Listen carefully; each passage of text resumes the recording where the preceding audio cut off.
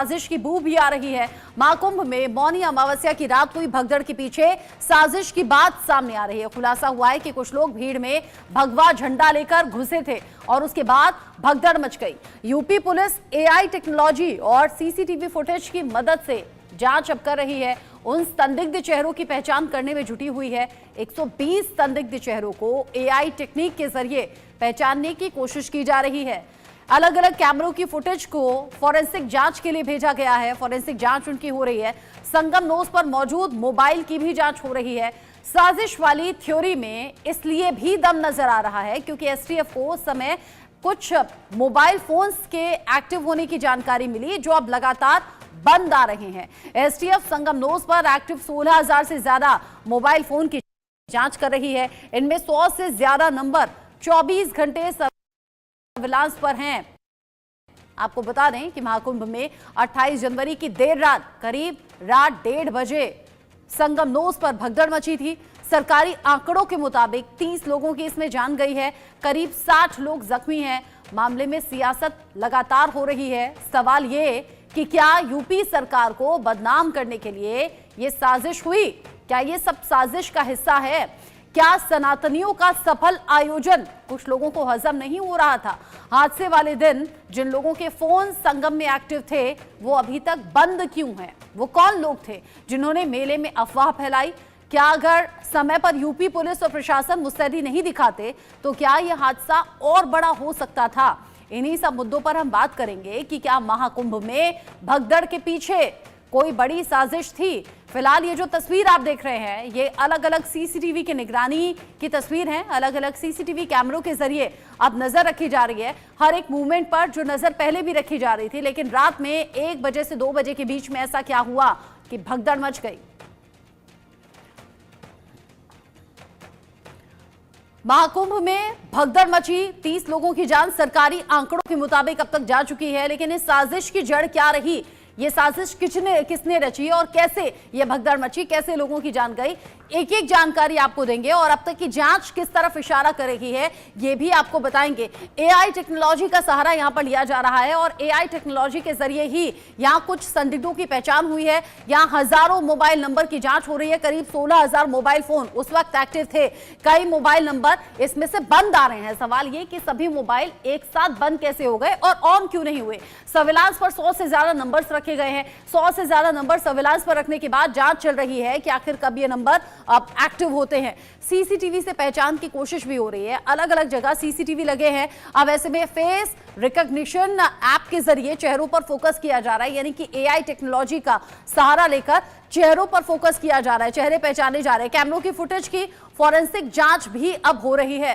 संगम knows पर गहन investigation चल रहा है। संगम नोज पर उस रात आखिर क्या हुआ था जो भगदड़ मची? एआई कैमरों में 120 ऐसे संदिग्ध हैं चेहरे जिन्हें पहचान लिया गया है और अब उन चेहरों को तलाशा जा रहा है। हालांकि इस मामले में अब तक एक भी गिरफ्तारी हुई नहीं है। एफआईआर जरूर दर्ज हुई है। हजारों ऐसे मोबाइल नंबर हैं जिनकी जांच चल रही है और सबसे बड़ा सवाल यह है कि कई ऐसे सवाल जो अभी भी जहन में हैं, कई ऐसे मोबाइल नंबर जो अभी भी बंद है। महाकुंभ में मौनी अमावस्या को हुई भगदड़ की घटना को लेकर बड़ी जानकारी सामने आ रही है। घटना के वक्त एआई कैमरों ने कुछ तस्वीरें भी कैद की हैं जिनमें कुछ लोग श्रद्धालुओं की भीड़ को अनियंत्रित करते हुए और गुत्थम गुत्था जैसी हालात बनते हुए नजर आए। देखिए इंडिया न्यूज संवाददाता और मेरे सहयोगी अभिषेक सिंह की ये रिपोर्ट। मानवता के महासमागम महाकुंभ में 29 तारीख यानी मौनी अमावस्या को हुई घटना दुर्घटना है या साजिश, इसको लेकर जब जांच शुरू हुई तो कई जानकारियां सामने आई। जानकारियां ये भी सामने आई कि अचानक तकरीबन 120 लोग जिन्हें आर्टिफिशियल इंटेलिजेंस युक्त कैमरों ने आइडेंटिफाई किया। कमांड एंड कंट्रोल सेंटर ने ये जानकारियां दी कि कुछ लोग अचानक से भीड़ में दाखिल हुए। वो संगम नोज के पास एंट्री और एग्जिट पॉइंट को ब्लॉक करने की कोशिश कर रहे थे, मॉब्लॉक करने की कोशिश कर रहे थे, भीड़ में गुत्थम गुत्थी फैलाने की कोशिश कर रहे थे और पीछे जाकर धक्का मार रहे थे लोगों को ताकि लोग इस तरह स्टैम्पेड के शिकार हो जाएं। शायद इस पूरे मामले को लेकर ये भी पता चल रहा है कि कुछ लोग ऐसे यहाँ आए जिनके मोबाइल फोन्स अब ऑफ जा रहे हैं। ट्रायंगुलर सर्वेलांस सिस्टम के जरिए आसपास के टावर्स और उनके एक्टिवेटेड नंबर्स को खंगाला गया जब तो तकरीबन 16,000 मोबाइल फ़ोन्स जो थे वो नॉन एक्टिव दिखा रहे हैं जो उस वक्त एक्टिव थे। साथ ही साथ 100 से ज़्यादा मोबाइल्स को लिस्टिंग पर लिया गया, जिसके बाद ये पता चला कि ये वो मोबाइल्स थे जो शायद उन संदिग्धों के होंगे जिन्होंने अब अपने मोबाइल फ़ोन्स को ऑफ कर लिया है। और कई सारे ऐसे लोगों को आइडेंटिफाई किया गया है जो यहाँ सिर्फ डुबकी लगाने नहीं बल्कि किसी साजिश के तहत पहुँचे थे। क्या ये पूरी घटना एक साजिश है? इसको लेकर अब यूपीएसटीएफ और एटीएस की टीम्स संगम नोस पर नज़र बना रही है और ये कोशिश कर रही है कि क्या शाही स्नान यानी मौनी अमावस्या के शाही स्नान को इस तरह भगदड़ में तब्दील करने के पीछे कोई लंबी चौड़ी साजिश रची गई है। साथ ही साथ कुछ संदिग्धों के बारे में ये भी पता चल रहा है कि वो भीड़ की शक्ल में यहाँ दाखिल हुए और फिर ऐसी जगहों को उन्होंने आइडेंटिफाई किया जहां पर अगर धक्का मुक्की की जाए तो ये पूरी भीड़ अनियंत्रित होकर एक दूसरे को कुचल दे। साथ ही साथ अब इनमें से कुछ लोगों को जो सूत्रों के मुताबिक जानकारी मिल रही है कि लगभग आइडेंटिफाई कर लिया गया है और जल्द ही यूपीएसटीएफ और एटीएस की टीम बड़ी कार्रवाइयां करने वाली है, यानी इन संदिग्धों की गिरफ्तारी होने वाली है और तब खुलकर जानकारियां सामने आएंगी। आखिर इस घटना के पीछे कौन है? क्या जो लोग धमकियां भेज रहे थे कहीं उनमें से कोई इस घटना के पीछे इस नए मॉड्यूल को शामिल तो नहीं कर चुका था? क्या ये लोग पहले से पूरी प्लानिंग करके आए थे कि कुंभ को और साथ ही साथ इस महाकुंभ को, मानवता के महासमागम को बदनाम किया जाए और इस तरह एंट्री और एग्जिट पॉइंट पर घुसकर मॉब ब्लॉक की सिचुएशन क्रिएट की जाए ताकि ये पूरा स्टैम्पेड हो? इस संदिग्धों को लगभग आइडेंटिफाई कर लिया गया है। 120 में से कुछ ऐसे भी लोग हैं जो प्रयागराज के आसपास के ज़िलों से यहाँ पहुँचे थे और उस वक्त ना सिर्फ उन्होंने डुबकी नहीं लगाई बल्कि यहाँ पर आकर सिर्फ भीड़ में गुत्थम गुत्थी की और यहाँ से वापस चले गए। आर्टिफिशियल इंटेलिजेंस युक्त कैमरों ने ये सारी फुटेज रिकॉर्ड की है और जो अब इन्वेस्टिगेशन के आगे की लाइन तय कर रही है। इनमें से कई लोगों को आइडेंटिफाई करने में यूपीएसटीएफ की टीम कामयाब रही है और जल्द ही कुछ बड़ी गिरफ्तारियों के साथ कुछ बड़े खुलासे होते हुए नजर आएंगे। कैमरामैन अरशद के साथ अभिषेक सिंह, इंडिया न्यूज़, प्रयागराज। अभिषेक सिंह जो जानकारी दे रहे हैं, 120 संदिग्धों की पहचान हो गई है। एआई टेक्नोलॉजी के जरिए चेहरों पर फोकस किया गया, उन्हें पहचाना गया। मेरे साथ में कुछ खास मेहमान जुड़ गए हैं, इसको लेकर हम बात करेंगे कि आखिर कैसे ये साजिश यहां रची गई और कैसे उसे अंजाम दिया गया। मेरे साथ में है हाजी नाजिम खान जो कि मुस्लिम स्कॉलर के तौर पर जुड़े हुए हैं, डॉक्टर मोहित शुक्ला मेरे साथ में है हिंदू धर्म गुरु के तौर पर, और एलन राव सर मेरे साथ में जुड़ गए हैं, पूर्व डीसीपी हैं दिल्ली पुलिस। आप सभी का इंडिया न्यूज पर स्वागत। सबसे पहले एलन राव सर, मैं आपका रुख करना चाहूंगी। जो हालात महाकुंभ में भगदड़ जैसे दिखाई दिए, जो तस्वीरें सामने आई, वो तस्वीरें देखकर ही समझ में आ रहा है कि क्या हालात रहे होंगे। सरकारी आंकड़ा कह रहा है कि 30 लोगों की जान गई है, 60 के करीब जख्मी है, लेकिन सवाल ये कि ये साजिश रचने वाला कौन हो सकता है। और इस साजिश से जुड़े हुए 120 चेहरे ऐसे हैं जो एआई टेक्नोलॉजी के जरिए अब पहचाने गए हैं। सवाल ये भी कि 16,000 के करीब जो मोबाइल फोन थे वो एक्टिव थे उस टाइम, लेकिन उनमें से कई मोबाइल फोन अब बंद हैं। Rachna ji, good morning to all us and really ये बहुत बड़ी दुखद घटना है इसमें इतने लोगों की जान चली गई। लेकिन इसमें अभी जो लेटेस्ट इंफॉर्मेशन आ रही है कि अगर कोई आदमी साजिश के तहत इसमें इन्होंने साजिश किसी ने किया है और किसी एक आदमी ने नहीं किया, मैक्सिमम कई लोगों ने मिलकर अगर ये किया, वो एक आदमी से भगदड़ हो नहीं सकती। तो अगर ऐसे कोई फोन आए हैं संज्ञान में, उनकी पूरी जांच हो रही है। और ये अगर ये बड़ा अजीब सी बात है कि जितने 120 फोन जो बता रहे हैं आप, वो एकदम उस टाइम पे थे और एकदम सारे के सारे बंद हो गए। तो अब ये जांच का विषय है और ये पूरे सेल जो सेल नंबर्स हैं, फोन नंबर्स हैं, वो किसके थे, उनके नाम पते क्या थे, कौन थे, कहाँ से आए थे, कब आए थे और फिर उसके बाद कहाँ चले गए, उनकी लोकेशन अब कहाँ है, वो सारी चीजें मेरे ख्याल से इन्वेस्टिगेशन करने से पता लगेगा। और इसमें साजिश का भंडाफोड़ होने की पूरी उम्मीद है। अगर ये बात सही है कि कहीं साजिश के तहत ये किया है तो बहुत ही जघन्य अपराध है, क्योंकि कई लोग पॉलिटिकल पार्टीज हैं जो कि लाशों पे राजनीति करने के लिए बड़े फेमस है। अगर ये बात सच्ची है तो ये वास्तव में बहुत हमारे देश के लिए दुखद कि कोई आदमी किसी हम जो भक्तों के ऊपर यानी कि तीर्थ यात्रियों के ऊपर ऐसी कोई राजनीति करते हैं कि भगदड़ मचा दो और वो मर जाए आदमी ताकि सरकार बदनाम हो जाए, तो ये बहुत बड़ी एक साजिश की बात है। अच्छा ये बताइए, क्या अच्छा ये जी। पॉसिबल है? इतनी ज्यादा भीड़ वहां पर मौजूद थी, अब इस घटना को लेकर जांच हो रही है, हालांकि फॉरेंसिक टीम इसमें लगी हुई है, एआई टेक्नोलॉजी का सहारा लिया जा रहा है, जांच एजेंसियां लगी हुई है, यूपी पुलिस लगी हुई है और उन संदिग्धों को पहचान तो लिया गया है, अब उन तक पहुंचने की कोशिश है। लेकिन क्या ये पॉसिबल है राव सर, क्योंकि करोड़ों लोग पहुंच रहे हैं महाकुंभ में, ऐसे लोगों की पहचान करके ढूंढना ये कितना बड़ा चैलेंज है? ये पुलिस के लिए वास्तव में बहुत बड़ा चैलेंज है, क्योंकि इतने ये एक प्रकार से डंप डाटा जिसे कहते हैं ना, जब सेल आईडीज के अंदर कितने फोन थे, कितने अवेलेबल थे, उसको डंप डाटा टेक्निक कहते हैं। इन्वेस्टिगेशन का बहुत बड़ा एक साइंटिफिक तरीका है। इससे मालूम हो जाता है कि कितने फोन यहाँ पर बाहर से आए थे और कितने फोन उस टाइम के बाद बंद हैं। तो जो सस्पेक्टेड नंबर है, तो ऑब्वियसली जिन्होंने ये काम किया होगा वो एकदम यहाँ से करने के बाद भाग गए होंगे और उन्होंने अपने अपने फोन बंद कर लिए होंगे। और यही एक क्लू है। इस थ्योरी को अगर सही से तफ्तीश की जाएगी और ये थ्योरी सही है, तो यही एक क्लू है इसमें सच्चाई पता करने के लिए। और मैं समझता हूँ पुलिस की जो यूपी पुलिस है, एसटीएफ है, और सारे के सारे जो कर रहे हैं वो इसको करने में बड़े कामयाब हो जाएंगे, अगर ये बात सच्ची है तो। सर्विलांस पर 100 से ज्यादा मोबाइल फोन्स है जो कि रखे गए हैं। आप रहिए मेरे साथ में। डॉक्टर मोहित शुक्ला, महाकुंभ की जो दिव्यता थी वो चारों तरफ थी, महाकुंभ जिसका जिक्र देश ही नहीं विदेशों तक हो रहा था, यहां तक कि विदेशों से भी जो श्रद्धालु हैं वो यहां पर पहुंच रहे हैं। ये तस्वीरें किसको अच्छी नहीं लगी होंगी अगर साजिश की बात सच्ची है तो? देखिए, जहां पर ऐसे महान आयोजन होते हैं और हमारे शास्त्रों में बताया गया है कि पंच महायज्ञ हैं, महायज्ञम भाई श्रेष्ठम कर्मा, जितने भी श्रेष्ठ कर्म हैं वो सब यज्ञ की श्रेणी में आते हैं। तो ये महायज्ञ जो है, ये महाकुंभ एक महाआयोजन है, सनातन धर्म का महान पर्व है। और जहां पर महान पर्व होते हैं, जहां पर महाअनुष्ठान होते हैं, तो वहां नकारात्मक शक्तियां जो हैं, निगेटिव थॉट्स के जो लोग हैं, उनके माध्यम से भी आक्रमण करती हैं, तो वो असफल होती हैं। और उनका बहुत, ये मुझे ऐसा आभास हो रहा है कि बहुत बड़ा षड्यंत्र था कि ये जो महाकुंभ है सनातन धर्म का, इसको हम विध्वंस कर दें, नष्ट कर दें इस महायज्ञ को, मगर वह सफल हो गई और उन्होंने अवश्य कुछ क्षति पहुंचाई है। जो लोग उसमें दिवंगत हुए, ईश्वर के श्री चरणों में स्थान उनको मिले, मोक्ष मिले, मैं ईश्वर से प्रार्थना करता हूं। अत्यंत दुखद घटना है, किंतु ये जो बुरी शक्तियां हैं उनकी जांच पड़ताल होनी चाहिए, पता लगाना चाहिए निगेटिव थॉट के जो लोग हैं। जैसा कि अभी डीसीपी साहब ने कहा कि ये कुछ लोग ऐसे होते हैं कि जो नासों पर राजनीति करते हैं, तो निगेटिव थॉट्स के जो लोग हैं उनका जो है पर्दाफाश होना चाहिए, उनको सख्त से सख्त सजा होनी चाहिए कि जो ऐसे मानवता के कल्याण वाले आयोजन में, सर्वे भवंतु सुखना के आयोजन में विघ्न डालने का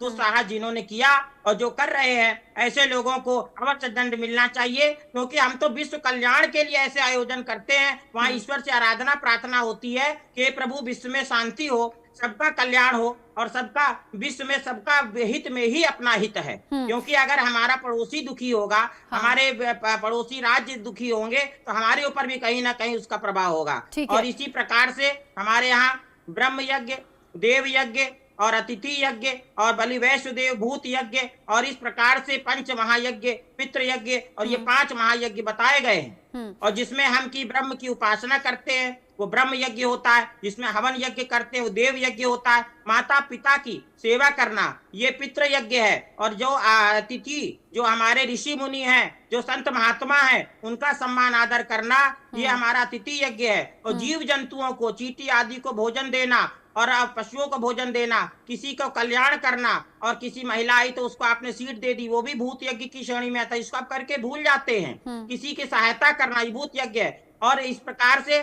सबको धक्का मुक्की देना, कुचल देना, ये कोई यज्ञ नहीं है, ये तो आसुरी शक्तियों का काम है। सतयुग से जब ऋषि मुनि यज्ञ करते थे तो ऐसे आसुरी शक्तियां आके हड्डी फेंक देती थी, विघ्न डाल देती थी, यज्ञ विध्वंस करती थी। भगवान राम ने भी यज्ञ की रक्षा करी धनुष बाण लेके, ऐसे ही हमारे योगी जी ने भी रक्षा करने का पूरा प्रयास किया और वो बहुत हद तक सफल हुए। मगर फिर भी जो है कुछ हमारे जो लोग इस महाकुंभ में 30 लोगों के लगभग जो है दिवंगत हो गए, उसके लिए हम सब बहुत दुखी हैं। स्वयं योगी जी भी रो रहे थे और शंकराचार्य जी भी रो रहे थे। मैं स्वयं हार्दिक हृदय से बहुत दुखी पीड़ित हूँ।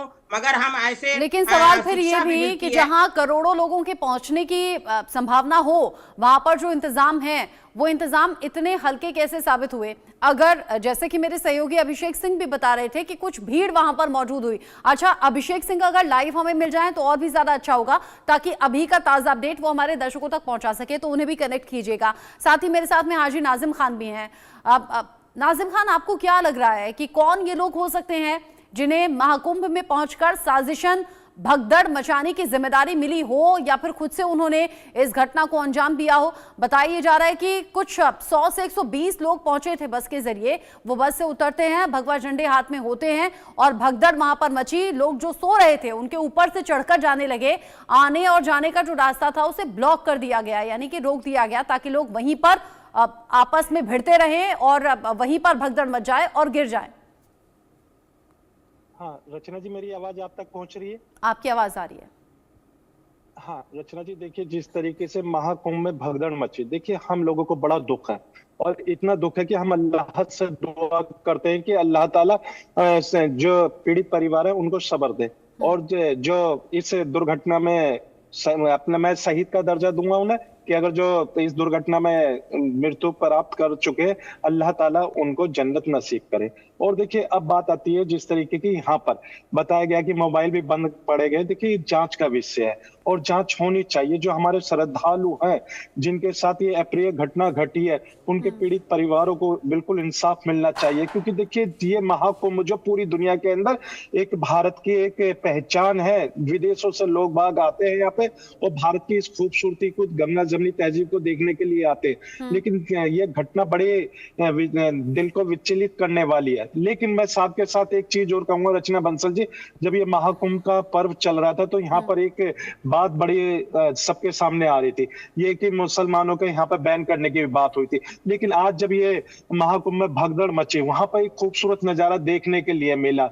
वहां पर ये नजारा था कि जो हमारे श्रद्धालु है उनके लिए मुसलमानों ने अपनी मस्जिदें, दरगाह की जगह खाली कर दी, उनके लिए रहने की व्यवस्था कर दी गई और उनको किसी भी चीज की परेशानी ना हो, वो सारी सुविधाएं वहां पर मुहैया कराई गई। ये इससे बड़ी गंगा जमनी तहजीब भारत के अंदर खूबसूरती हो नहीं सकती। और रही बात अब ये कि जिस तरीके से यहाँ पर साजिश के तहत बताया जा रहा मामला, तो मैं ये कहना चाहता हूँ कि यहाँ पर बिल्कुल जांच होनी चाहिए। कोई भी दोषी हो, किसी भी समुदाय से ताल्लुकात रखता हो, उसके खिलाफ सख्त एक्शन होना चाहिए, क्योंकि ये हमारे भारत की गरिमा, हमारे हिंदू भाइयों की आस्था को जो ठेस पहुंचाने की कोशिश करी गई है, ये हम लोगों को बिल्कुल बर्दाश्त नहीं है। रचना जी, हम चाहते हैं कि इस पर गहन जांच हो, चाहे वो किसी भी समुदाय से आता हो, उसके खिलाफ सख्त से सख्त कार्रवाई हो, ताकि सबको इंसाफ मिल सके। देश से नहीं विदेशों से भी पहुंचे। गंगा जमुनी तहजीब जिसका आप जिक्र कर रहे हैं, उसकी बड़ी तारीफ चारों तरफ हो रही थी। विदेशी सैलानी भी सनातन धर्म से बड़ा प्रभावित नजर आ रहे थे। यहाँ जो लोग मिलजुल कर साथ में थे, वो चीजें बड़ी प्रभावित करने वाली थी। और आपने बिल्कुल ठीक कहा, मैंने भी ऐसे कई लोगों को सुना जो बता रहे थे कि वहां पर जो मस्जिदें थी लोगों ने खोल दी, वहां पर जो श्रद्धालु थे उन्हें ठहराया गया, उनके खाने पीने की व्यवस्था हुई, जबकि कई आश्रम ऐसे थे जिनके गेट्स बंद कर लिए गए थे और लोगों की मदद वहां नहीं हुई थी। तो हाँ, इस बात की तारीफ बहुत सोशल मीडिया पर भी हो रही है, लोग इस बारे में बात भी कर रहे हैं। लेकिन सवाल ये कि इस साजिश के पीछे आखिर है कौन? आप तीनों मेरे साथ में रहिएगा। अभिषेक सिंह भी थोड़ी देर बाद लाइव हमारे साथ में जुड़ने वाले हैं। एसटीएफ की जांच आखिर कहां तक पहुंची और किस किस पर यह आंच नजर आ रही है, यह अपने दर्शकों को हम जानकारी दे रहे हैं। उसके बाद अभिषेक सिंह का रुख करेंगे जो कि लाइव हमारे साथ जुड़ेंगे और हमें इस बारे में ताजा जानकारी देंगे। तो इस जांच की आंच कहां तक पहुंची है, महाकुंभ में भगदड़ की स्थिति और यह साजिश कौन किसके पीछे है, ये सब कुछ हम परत दर परत खोलने की कोशिश कर रहे हैं। भीड़ में अचानक कुछ लोग आ गए थे, जैसे कि अभिषेक भी बता रहे थे, लेकिन ये लोग कौन थे? 28 जनवरी की रात आखिर क्या हुआ था? 1 से 2 बजे के बीच में भगदड़ कैसे बची? गुनहगारों तक पहुंचने के लिए पड़ताल लगातार चल रही है और उन चेहरों को पहचाना जा रहा है। साजिश की संभावनाओं पर जांच एजेंसियों का पूरी तरह से फोकस है कि आखिर इस साजिश के पीछे कौन है। साजिश पर बड़े खुलासे होने की आशंका भी है। यह लग रहा है कि जानबूझकर ऐसा किया गया। एजेंसियों का फोकस पूरी तरह से जांच पर और उन मोबाइल नंबर्स पर है जो अभी बंद आ रहे हैं। 28 जनवरी की रात 1 बजे से लेकर 2 बजे के बीच में यह भगदड़ की स्थिति हुई और जैसा अभिषेक बता रहे थे, कुछ लोग वहां पर आते हैं, भगवा झंडे हाथ में होते हैं, और वहां लोग जो सो रहे थे, क्योंकि रात में 1 से 2 बजे के बीच की घटना है, लोग जो वहां पर सो रहे थे नीचे ही, उन पर चढ़ते चले गए और लोगों को लगा कि शायद भगदड़ मच गई है या फिर कुछ गलत होने वाला है, कुछ ऐसी अप्रिय घटना होने वाली है, और लोग वहां से भागने लगे और मच गई भगदड़। अब जानिए कि महाकुंभ में भगदड़ की जो जांच चल रही है, पुलिस ने 7 लोगों के खिलाफ एफआईआर दर्ज भी की है, और ये वो 7 लोग हैं जिन्होंने भ्रामक पोस्ट आगे लोगों तक पहुंचाए। महाकुंभ कोतवाली में ये केस दर्ज किए गए हैं। 7 लोगों पर अभी एक्शन हुआ है, यानी कि अभी जांच की आंच पहुंची है। सोशल मीडिया पर गलत वीडियो डालने का इन पर आरोप है, यानी कि घटना कहीं और की थी जिसे महाकुंभ का बताया गया, और ये गलत जानकारी लोगों तक पहुंचाएगी। नेपाल के वीडियो को महाकुंभ का बताकर पोस्ट करने का आरोप है। ऐसे कई वीडियो सोशल मीडिया पर आपको मिल जाएंगे। शवों को नदी में प्रवाहित कराने की अफवाह भी यहां पर फैलाई गई। पुलिस ने 7 लोगों के खिलाफ एफआईआर दर्ज कर ली है, और ये वो लोग हैं जिन्होंने भ्रामक जानकारी सोशल मीडिया पर न सिर्फ पोस्ट की, बल्कि उन्हें आगे कई लोगों तक फॉरवर्ड भी किया। महाकुंभ कोतवाली में अब इन लोगों के खिलाफ केस दर्ज हो गया है। आगे एफआईआर के आधार पर इनके खिलाफ कार्रवाई होगी। अब जिस तरीके की जानकारी मिल रही है, उसको लेकर अब उन चेहरों को पहचाना जा रहा है जो कि 120 के करीब संदिग्ध हैं, जिनका जिक्र मैंने पहले किया, और अब इन 7 लोगों के खिलाफ एफआईआर दर्ज हो गई है। हादसा है, ये साजिश है, ये लगातार पता लगाने की कोशिश हो रही है। हाजी नाजिम खान, जिस तरीके से घटना सामने आई, आपने बिल्कुल ठीक कहा, गंगा जमुनी तहजीब यहां पर देखने को मिली, हिंदू मुस्लिम एकता यहां पर देखने को मिली, लेकिन ये जो करीब 100 से 120 लोगों की संख्या में लोग वहां पर पहुंचे, क्योंकि भगवा झंडे इनके हाथ में हैं जो दिख रहे हैं। एआई टेक्नोलॉजी के जरिए उन चेहरों को पहचाना गया है। क्या आपको लग रहा है कि जानबूझकर कुछ धर्म विशेष के लोग यहां पर पहुंचे? क्योंकि हमने देखा था महाकुंभ से पहले बहुत से ऐसे लोग थे, और मैं बुरा मत मानिएगा, खास तौर पर एक धर्म विशेष के लोग थे जिन्हें पकड़ा भी गया था, एक को तो जेल में भी डाला गया था। ये कहा था चाहे जो हो जाए, सर कर्म भले ही क्यों ना कराना पड़े, लेकिन महाकुंभ नहीं होने देंगे। अभी क्या कोई पॉलिटिकल पार्टी इसके पीछे हो सकती है? कोई धर्म विशेष के लोग इसके पीछे हो सकते हैं? ये कौन लोग हो सकते हैं?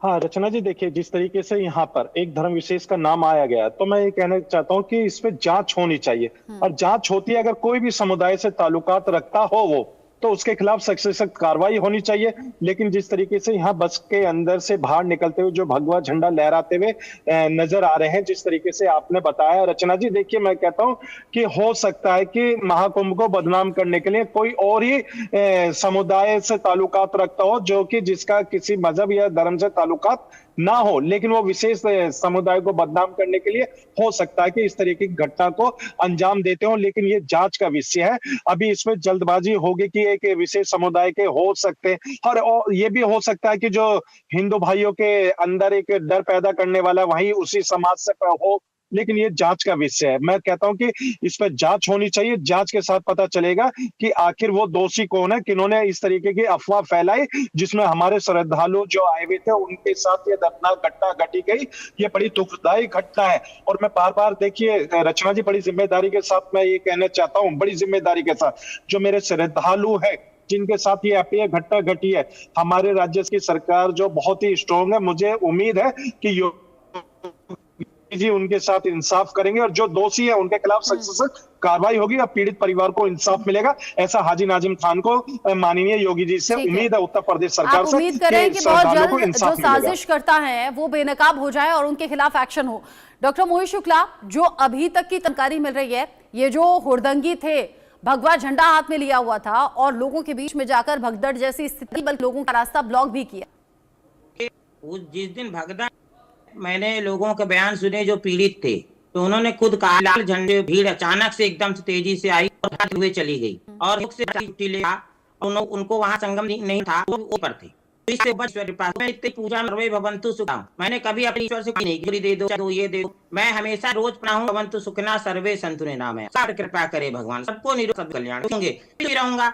अब आज हम लोग इस दुख की घड़ी में एक दूसरे के साथ घड़ी नहीं होती तो इस पर चर्चा क्यों करते? एक भी वो भी दुखी हुए, तो हम एक दूसरे, इसीलिए वसुधैव कुटुंबकम वेद में कहा गया कि हमारा विश्व पूरा परिवार है और हम एक दूसरे से सब जुड़े हुए हैं, इसलिए हमें एक दूसरे के साथ दें, सहयोग करें। और मैं एक चीज कहना चाहता हूं, जो नाजिम खान जी ने कहा कि हो सकता है कि कुछ हिंदू लोग ही ऐसा कर रहे हो भय पैदा करने के लिए, जो हिंदू पार्टियां हैं, तो वो भगवा झंडा लेके क्यों ऐसा करेंगी? प्रश्न यहाँ ये, भगवा झंडा लेकर कोई जो है अपनी पार्टी को बदनाम थोड़ी करेगा। तो यहाँ पर अगर उनके मन में हिंदुओं को भय पैदा करना होता तो वो गोल टोपी लगा के करते या कुछ और ऐसा करते, किसी को बदनाम करने, भगवा झंडा लेके नहीं करते। तो यहाँ पर जो जांच का एंगल है वो ये है कि यहाँ पर जो लाल झंडा लोग बता रहे हैं लेके घुसे हैं, जो भगदड़ है, अब ये आतंकवादियों की भी साजिश हो सकती है, जिनका ना ही भारत से जो नफरत करते हैं उनकी साजिश हो सकती है, उनके कुछ एजेंट हो सकते हैं, या ये भी हो सकता है कि भारत के अंदर के ही लोग जो जयचंदी हैं,